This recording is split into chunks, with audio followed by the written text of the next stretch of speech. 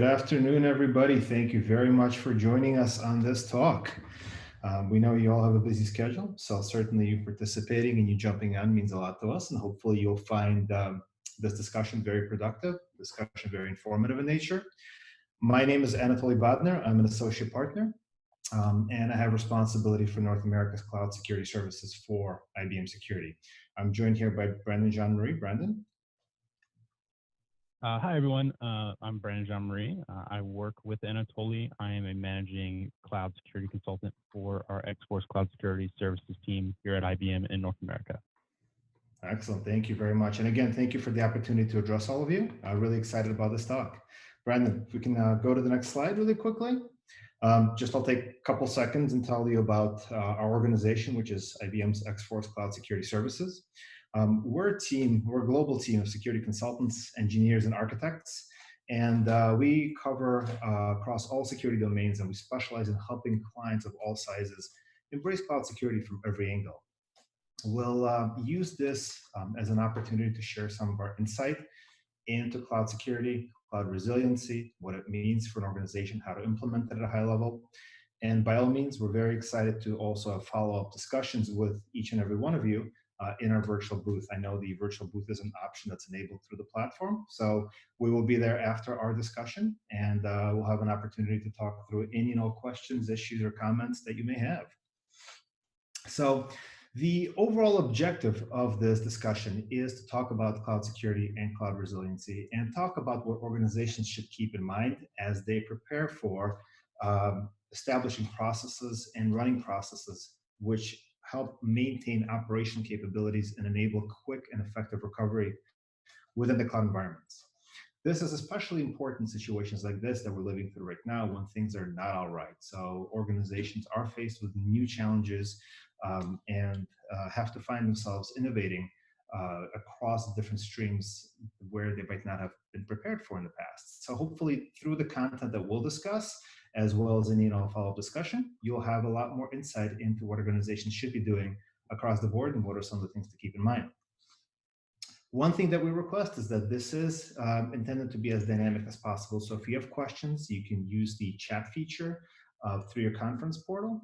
We will try to address those questions on the call. And as always, we will be available outside of the call to have any follow-up discussions and deep dives. Brandon, if we can advance to the next slide, please. Thank you very much. So I know we have a wide range of participants on this call. Therefore, we're not making any assumptions in terms of existing level of expertise. So we did want to baseline a bit. To set a baseline, organizations adopt cloud in many forms. And those typically include software as a service, platform as a service, and infrastructure service models. When we talk about business continuity, when we talk about resiliency, each one has its intricacies. Software as a service has least involvement from the organization simply because the model of software as a service is you're paying somebody else to fully manage a specific business system or an application. Therefore, you're relying on them to do all the management, all the homework, and uphold their policies and expectations in making sure their systems are operable and responsive. However, you do also have to have contingencies in place in the event that that particular vendor might be hit with an outage of any sort. When we talk about platform as a service and infrastructure as a service, however, the models change a little bit. Platform as a service and infrastructure as a service, you as an organization that embrace these technologies, embrace these services, you have specific responsibilities for ensuring that whatever you provision, whenever you manage and monitor within those environments, is up to a specific recovery objective or is up to a specific availability objective. Brandon, if we can advance to the next slide, please. In terms of how organizations adopt cloud, right? When we put this in perspective, the numbers speak for themselves. Mid-sized organizations, large-size organizations, small-size organizations, they all use cloud services to varying capacity, whether it's using software as a service vendors, whether it's actually leveraging cloud service providers and placing their workloads and their data into these environments. But on average, when we talk about large enterprises, we find that nearly 2,000 of enterprise workloads for large enterprises are cloud hosted. And that's at this point in time. We also find that around 2/3 of organizations that leverage cloud services use a multi-cloud model. So whether they're consuming SaaS or whether they have infrastructure platform as a service provisioned in these cloud environments, they generally do so in multiple cloud environments. Now, if we can go to the next slide. So as organizations make the journey to cloud, there are some security considerations to keep in mind, right? These are some of the security challenges that organizations face. First and foremost, moving actual workloads into the cloud environment can and effectively does affect the compliance and the overall security posture. And the reason why that happens is that as organizations pick and choose which applications and which workloads to move, oftentimes these applications have undetected or previously undetected vulnerabilities, which were not identified previously because the organization had these applications in its internal infrastructure, its internal environment, and those vulnerabilities were not exposed to the outside world. However, when our organization does move to cloud, these vulnerabilities oftentimes come out. Another issue is an organization might have a number of mitigating and compensating controls in its existing environments. And as these applications and systems and workloads are moved into the cloud, those existing and mitigating compensating controls may no longer be effective or may no longer even be available. And as such, the applications and the workloads that now are resident in the cloud environments, be it an internal cloud, be it an external cloud, public cloud, private cloud, they do have a significantly higher risk of exposure to outside elements, impacting its overall security posture, impacting its ability to stay available, keep the data and systems confidential, and maintaining integrity of the process and the data that it's supporting. Now, some of the other challenges are related to really the build out of the cloud environments.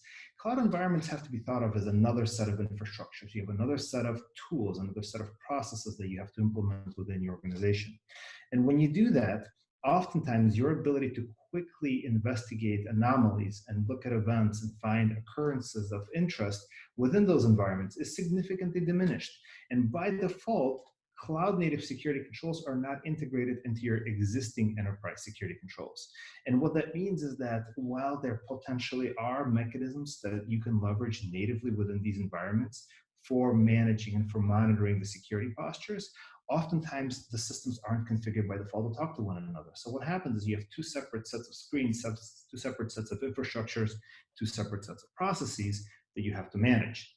Now, that's further made complicated by the sheer fact that talent and skill set and capabilities for cloud security is very scarce. We see this firsthand within our organizations. Many of our competitors see it firsthand as well. We all are looking for good, smart, strong, skilled resources and expertise.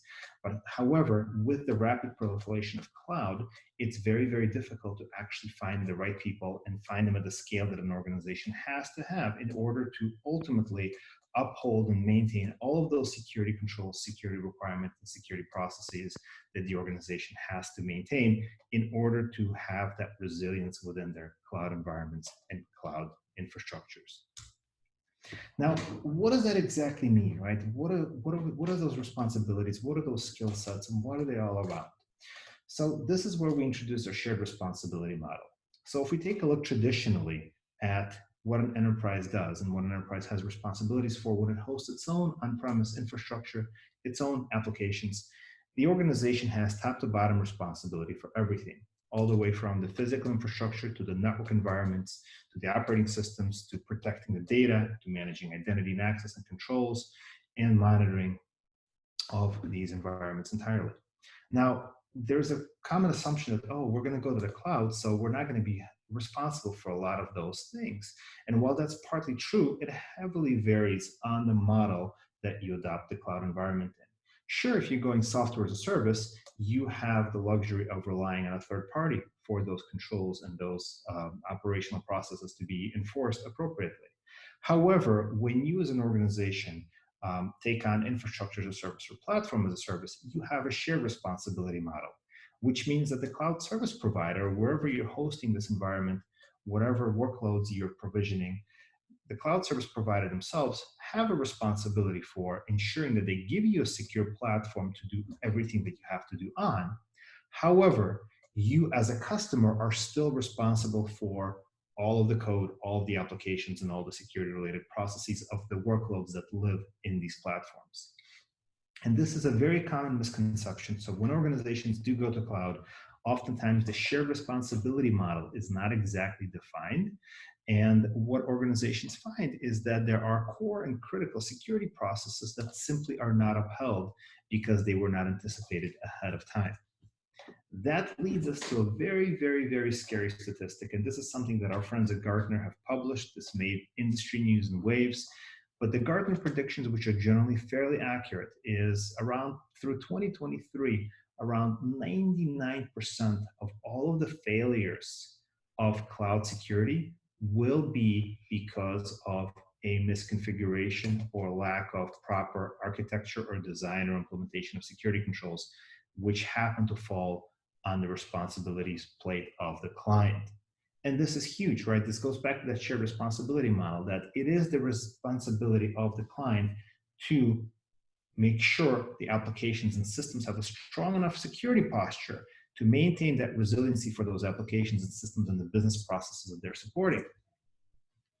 To put this into some real world numbers, around 50% by 2021, around 50% of all enterprises using cloud services are expected to have some form of data exposure through those cloud assets. Most of which, again, the cause of is a misconfiguration or incorrect or insecure architecture of those security controls and workloads. So let's kind of see how that all ties in together, right? In order to have resiliency in the cloud, you really need to uphold three major tenets. You need to reduce the likelihood of an event occurring, an adverse event occurring. You need to be prepared and practice what you're going to do in an event that a specific event occurs. And you have to have vigilance in order to identify that things are occurring, as well as having a good support system and have a good response capability. Right?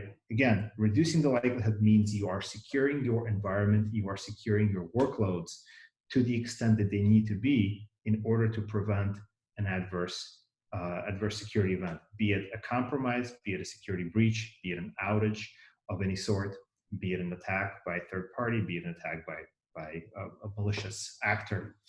The preparation and practice are, again, very, very critical, which is focused around ensuring that you have detailed response plans, you have playbooks, you understand your threat scenarios and different threat vectors and threat actors that can impact your overall environment, be it a global pandemic, be it a malicious party, be it an environment, be it an act of nature or God, whatever it may be. And again, from the vigilance perspective, it's ensuring that you do have the cross-enterprise visibility into the risks, you understand your threats, you have the ability to deeply investigate and respond to events, and then you also have a good support system in place so that if an incident or if an event does occur and you need help in responding, just simply because you might not have enough resources available to you or you need specific expertise across certain domains, ensuring that support system is in place is extremely important.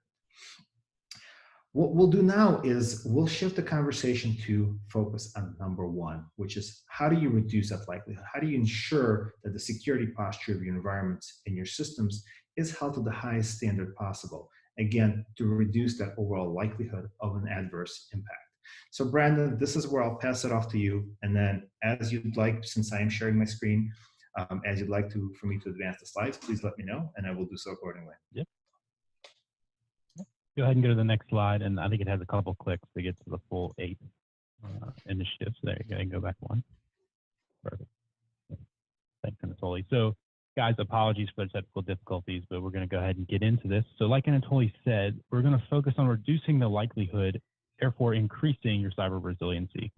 Right? You're going to hear me talk about this a lot. You have to take a holistic approach to the cloud because cloud touches so many different things: data, application, infrastructure, database management, compliance, all of these things, right? So if we start on the top left, we're going to look at cloud security strategy, cloud security and compliance strategy, right? We need to have a set strategy going forward.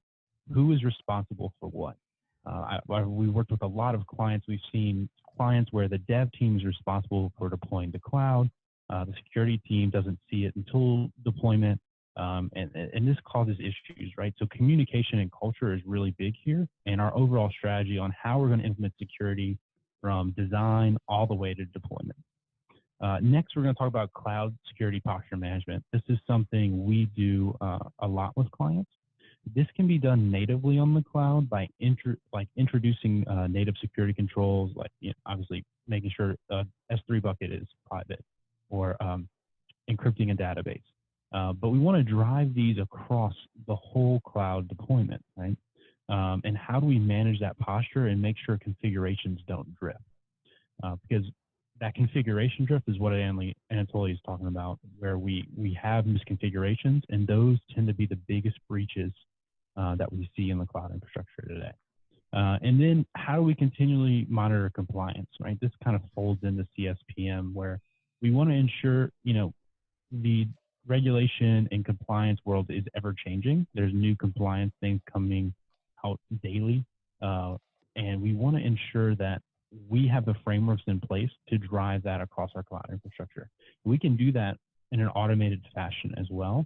And we can also develop this feedback loop to where we're constantly improving our cloud environment, and we're improving the stuff that is being deployed onto cloud, whether it be apps or just bare data. And then how are we looking at threat management? We want to stop the threat actors. We want to stop the possible threats that could be happening there. So are we constantly assessing our design? Are we using proactive security to continually to monitor our environments to ensure we're not just sitting there and locking down the doors, but we're being proactive in identifying new things like a global pandemic, like stress on systems, and making sure we have visibility and are able to manage those as that comes to fruition. The next thing is, how are we going to secure identities, containers, and data within the cloud? Donnie had a question. I'll kind of hit on it right here. Due to the complex nature of cloud architectures and software like containers, does that make it more difficult to fix that problem? Yes, if the responsibility of who's supposed to fix that problem is not clearly defined, right? So that goes all the way back to cloud security and compliance strategy overall. Who is supposed to patch the system, for lack of a better term, or replace the container with a non-vulnerable container image, right? These have to be clearly defined, and the teams have to be aware of that. And that lends into the next topic, right? We're going to talk a little bit about DevSecOps. DevSecOps has a lot of different meanings that people put out in the market, but it basically boils down to development, security, and operations. That's cloud operations, infrastructure operations, business as usual operations. All of them are working together towards one common goal, right? We often see in clients today that development has one goal, cloud has another, and the security team is within that, right? We want to be all working towards one common goal, identify responsibilities, and automate as much as we can to ensure we're taking stress off of the teams and they're doing proactive work. And then what do we do when something does go wrong? What is our cyber incident response? And then how are we triaging things here? Do we have capabilities to quarantine containers? Do we have capabilities to isolate something within a VPC so it doesn't spread to our whole system, right? This is stuff that we have to be proactive about to avoid damage to our enterprise or our company. And then how do we respond to that? So, this could be something as simple as having a great response playbook when something does go wrong, or it can be something as complex as having an active SOC that is continually looking through logs, continually checking traffic and stuff like that. So, Anatoly, you can go ahead and go to the next slide here. Excellent. So we've identified these initiatives, and we kind of want to dive deeper into what are some things we can do within that. You can see the stack gets ever more complicated as new technologies like containers, orchestration, automation technologies come out. But the practices still kind of remain the same as what we did, 10, 20 years ago. But we want to ensure we're doing that in a cohesive manner, right? So when it comes to cloud environment and infrastructure security, are we providing secure connectivity, right? Are the things we have deployed secured? Are we encrypting things in transit? Are we enforcing segmentation and least privilege? across our cloud infrastructure. The hypervisor and virtualization layer, are they connected to the right routes? One of the things we see often with this is something gets infected and then is able to move laterally to one another. So with containers, we can actually lock that down. With firewalls, we can lock that down. And with mutual authentication, we can ensure we're talking to the right appliance wherever that may be in the cloud. And then, are we ensuring the native security controls provided us by the CSP? Are we using those the best to give us the best value they can? The cloud does a great job of giving us a lot of security controls that help us build out this resilient platform. So we need to make sure we're implementing that. And then OS security, right? I'm talking about defense in depth here. If one of these layers, even the operating system that's sitting on a container or sitting on a virtual VM, even if that is not secured, it can leave the whole stack vulnerable. And then secure applications and DevSecOps. So this is kind of my background, so I easily talk a lot about this, but I will spare you. But the basic thing of this is we're hosting applications in the cloud, and they need to be secure coming in, because we see a lot of application vulnerabilities compromise cloud infrastructure. Something as simple as SQL injection or across-site scripting can leave an attacker to gain access to your cloud VPC. That's not something that we want to do. So I get a lot of clients to come back and say, well, we're just securing the cloud. We're not as concerned as the applications we have on that because we know our cloud is secure. And we have to educate them on, that's not entirely true. Because if that does become compromised, there is ways to exploit that, to put malicious or malware or something into the system. Next is secure identity. And it's funny because the past, we used to look at perimeter security as the big things we need to deal with. We needed to protect the walls, right? We need to have web application firewalls.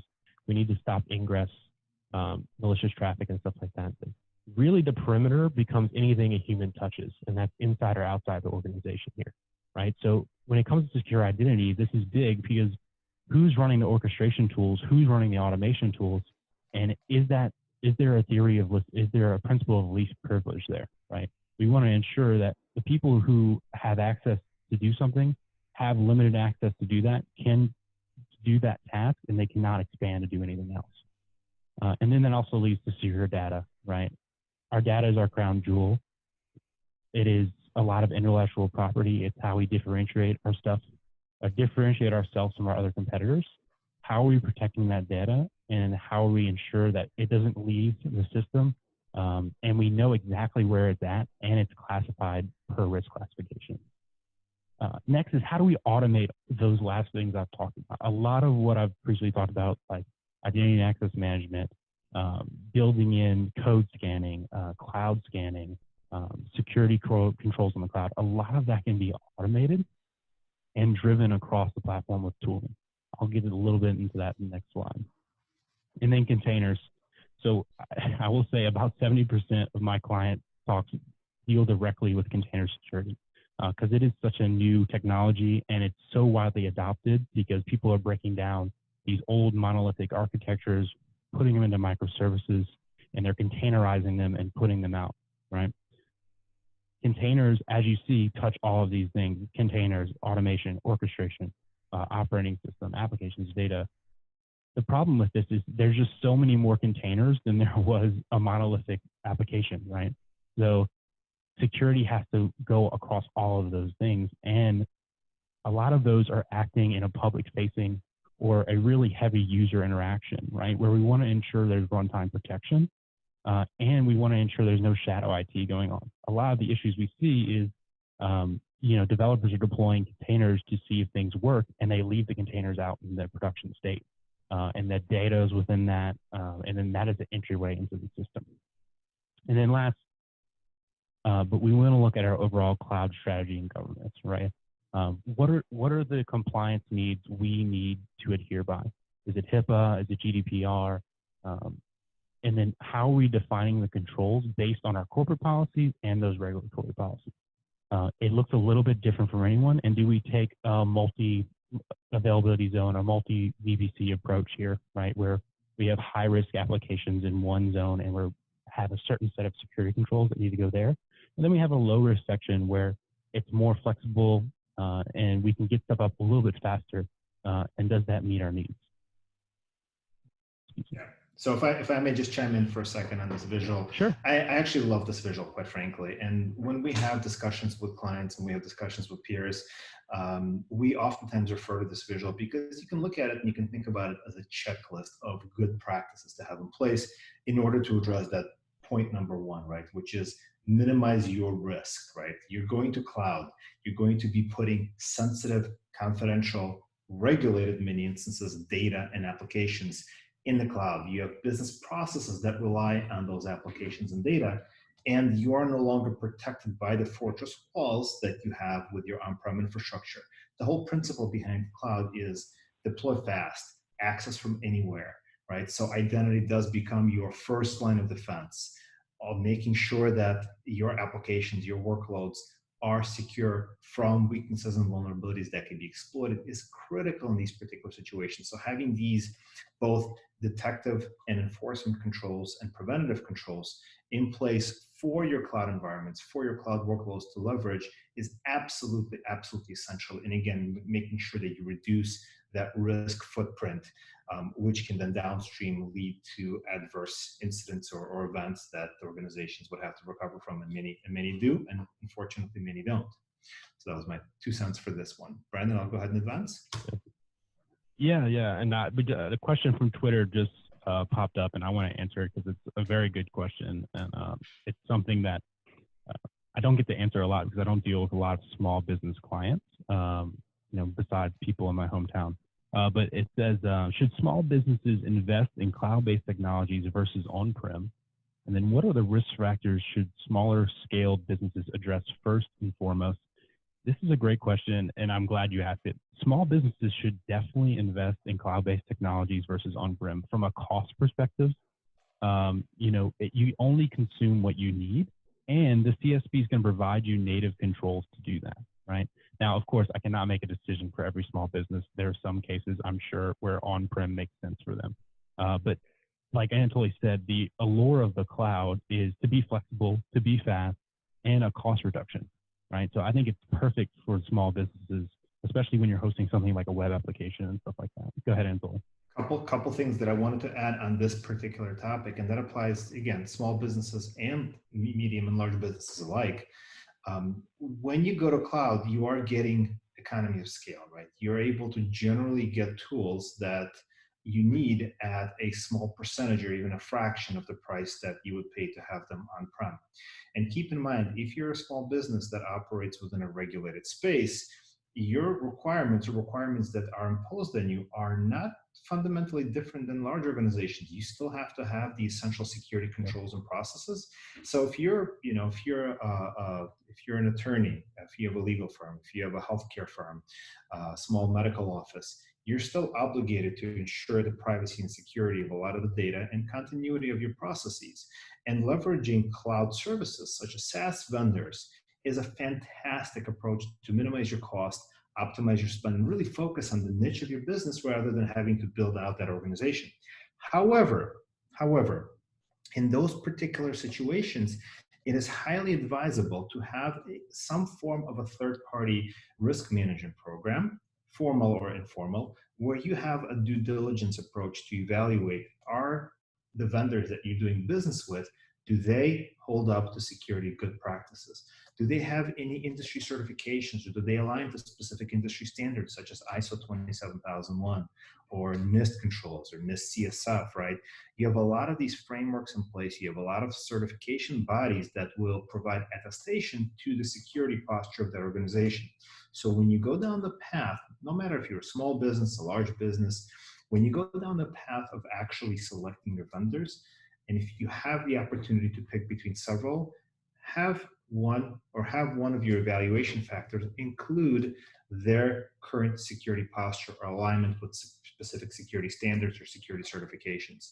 Those will go a long way to ensuring that whatever reliance you put on them to ensure that they're doing the right thing is reinforced, and they can back that up because they've gone through an audit, they've gone through an assessment, and there is some form of attestation to their security posture. But that's a phenomenal question.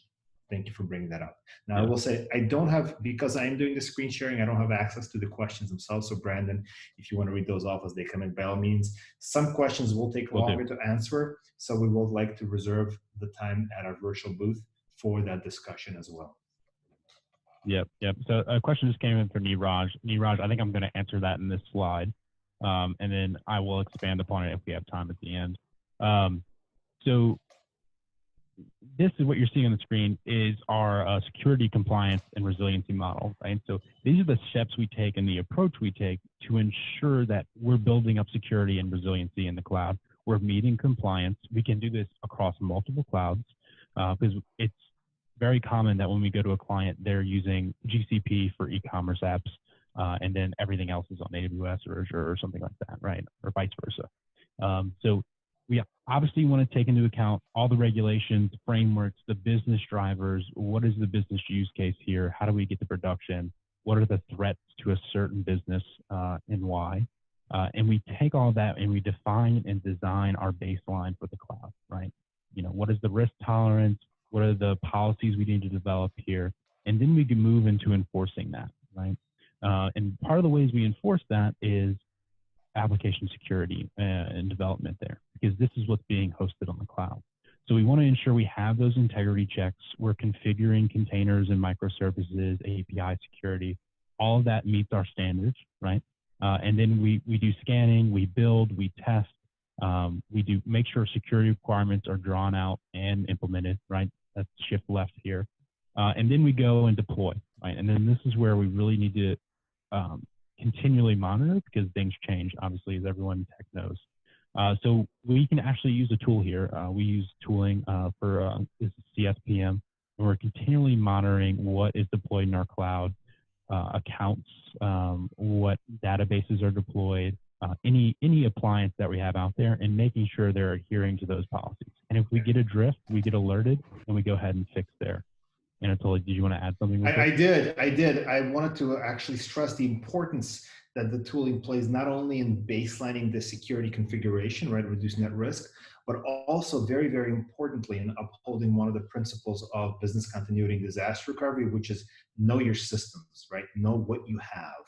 And through the use of this tool or this type of tool, we can actually work with clients to enable them to have that visibility. So anytime new resources and new services and new devices and new applications are provisioned in the cloud, being able to identify when that happens, you're then able to effectively tie it back to a specific business process, ensuring that you have continuity of that business process anticipated and planned for, again, in a situation that an event occurs that may impact it otherwise. Yeah, and that's a great point. It definitely gives you an incident response capability and makes you able to be more resilient there. And it also helps you with audit, right? One of the questions we have is, from Niraj is, how do I handle regular requirements across various jurisdictions, and how do your clients affirm or attest to compliance? Well, audit comes in and is going to make you attest to compliance. They're going to audit every piece and making sure you're hitting that standard. And then they're going to give you an attestation for you to give to your clients if you're doing that, or whoever is the auditor and auditee there, right? And then there's another question that came in from Zaneta. She said, once you invested it in the cloud, who now owns the data you put into the cloud? Zaneta, that is definitely unequivocally whatever data you put in the cloud is yours, and you need to be the custodian and steward of that data, because trust me, when it gets out for a breach or something like that, they're going to come knocking to you and put the blame on you. So accountability, accountability, like it or not, it cannot be shifted, right? If you get breached, if a third party that you rely on gets breached, it's still your organization that's going to be in the headlines, right? Sure, one of the sub-headlines might lead to the fact that it was a third party that led to that. But that's where the due diligence processes that you have within your organization are put to test, is ensuring that whoever you trust this data with actually have the necessary security controls and the necessary security posture to effectively protect it, right? That's a very, very important piece. Great question, by the way. Agreed. Yeah, Anatoly, let's go to the next slide real quick. We have 5 minutes left. So I want to just hit on this for about a minute, and then we'll go to our conclusion slide. And then, guys, if you have questions, please come to the virtual booth. We'd love to talk to you. So this is our IBM DevSecOps reference architecture. These are the approaches we take to bring all of those teams together to ensure we're implementing security as a whole, right? This touches cloud, this touches containers, this touches applications, it touches data, it touches integrating with your SOC team, integrating your logs in the SIEM, and this is a continuous approach we take here. And as you see, the number one thing you see, the first thing you see is people and culture, right? If you want to be successful with your transformation with in your cloud journey, you need to have the right people and culture in place to do that, right? It's a proactive, collaborative, automated culture that really needs to take a hold for you. So there's not just finger pointing, there's let's solve this together and get our organization into a better state. I can talk a lot about this. So in the virtual booth, we'll hit on that if you guys have any questions about this, but let's go ahead and go to the summary slide. Yeah, so before we do, right, we talked about, right, when you go to cloud, your applications, your workloads are out there, they are exposed. They no longer have the luxury, in most situations, they no longer have the luxury of strong fortress walls that you may have had with your on-prem infrastructure. And this particularly applies to large enterprises and the representative of those enterprises on the calls today, right? So that's where ensuring that whatever you do put out there is self-sufficient in its ability to protect and defend. And then very important piece of this, and I can't emphasize this enough, it's actually in the very left side where it talks about threat modeling and risk analysis. This is an activity that's absolutely indispensable. If you as an organization are not performing threat modeling against your applications, you are missing out on the ability to identify what the anticipated threats, threat actors, and threat vectors are, thereby not having the full ability to actually make sure that your applications and workloads have the right defenses and controls in place to protect against those. A lot of them are focused on continuity, a lot of them are focused on integrity, and a lot of them are focused on confidentiality as well. So very, very, very important points here. And I know we are just about at time here. Let me see if, here we go, let me bring this together. So, and we'd love to talk about this in more detail. Certainly this justifies a much broader conversation, a much longer conversation. But ultimately, when we work with our clients to ensure that they are in a position to embrace cloud securely, no matter the organization size, no matter the organization's capabilities today, we focus very, very hard on security holistically. Resiliency is a very, very important piece of this, but to ensure that you have resiliency, you need to have a secure set of infrastructure, you need to have a secure set of applications, you need to have security controls that are not just in place, but also operating effectively, which gets us into, if you remember the previous slide, the second box, which is testing and making sure that you have run books, you have detailed plans, you conduct simulation exercises, not just simple tabletop tests, but actual simulation exercises, because that's when you actually get to be hands on keyboard and ensure and validate that what you've put together actually works, not conceptually, but practically. And of course, last but not least, is remaining vigilant. It's ensuring that you have the right level of visibility across all aspects of your enterprise security posture, your cloud security posture. It's ensuring that you also have someone to call upon if you need help. That's where organizations like us can come in and provide you with those services to help ensure that you are fully prepared and that you have a phone number to call with a guarantee that within several hours, somebody's going to be in your offices or in front of the keyboards, assisting you, ensuring that whatever event or incident there is to recover from, that we help you and we guide that restoration, recovery, and continuity process, minimizing the impacts to your business. I know we are just at time here. In several minutes, Brandon and myself will make our way over to the virtual lobby. And we would absolutely love an opportunity to talk through any and all of your questions, talk about any of the content that we've talked here about, or anything else cloud security related. So with that said, Brandon, thank you very much for going through the material. I thought it did a great job in covering the technical aspects of that preparedness in terms of mitigating and minimizing risk. I want to thank everyone who's attended. Please join us, enjoy the rest of the sessions, enjoy the event. This is the first virtual event of its kind, and I'm really excited for it. And certainly I'll be happy to talk to any and all of you moving forward. Thanks, everyone. Thank you very much, everybody.